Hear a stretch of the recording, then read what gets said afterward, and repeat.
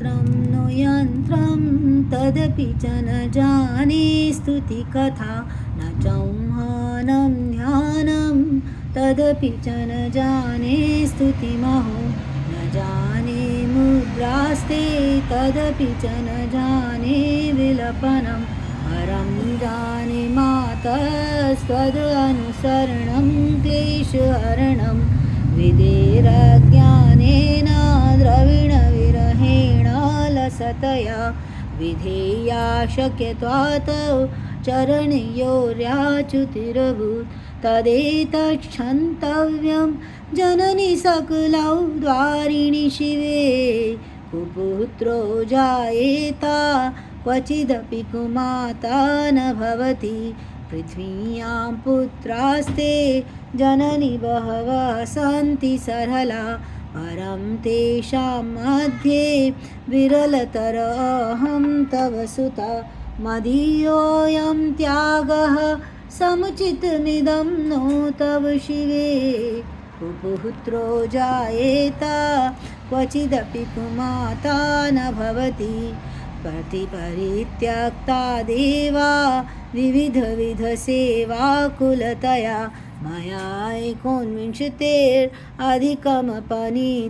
तु वयसि इदानीं चिन्मातस्तव यदि कृपानापि भविता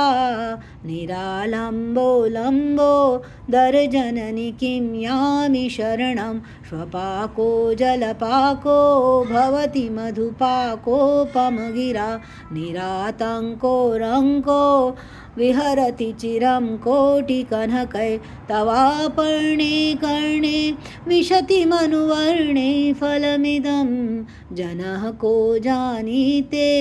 जननि जपनीयं जपविधौ चिताभस्मालेपो गरलमशनं दिक्पटधरौ जटाधारी कण्ठे भुजगपतिहारी पशुपति कपाली भूतेशो भजति जगदीशेकपदवीं भवानी त्वत्पाणि ग्रहणपरिपाटी फलमिदं न मोक्षास्याकाङ्क्षा भवविभववाञ्छापि च न मे न विज्ञानापेक्षा शशिमुखि सुखेच्छापि न पुनः अतस्त्वां संयाचे जननि जननं यातु मम वये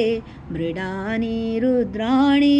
शिव शिव भवानीति जपत ॐ नाराधितासि विधिना विविधोपचारै किं रुक्षचिन्तनपरिणकृतं वचोभिः शामि त्वमेव यदि किञ्चन मयनाथे धत्सि कृपामुचितमम्ब परमं तवैव आपत्सुमग्नः स्मरणं त्वदीयं करोमि दुर्गे करुणाणवेशि नैतैच्छठत्वं मम भावेथा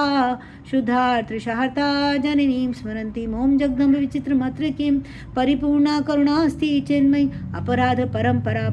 नहि माता समुपेक्षते सुतं मत्समापातकी नास्ति पापघ्नि त्वत्समानहि एवं ज्ञात्वा महादेवी यथा योग्यं तथा कुरु शरणागतम्।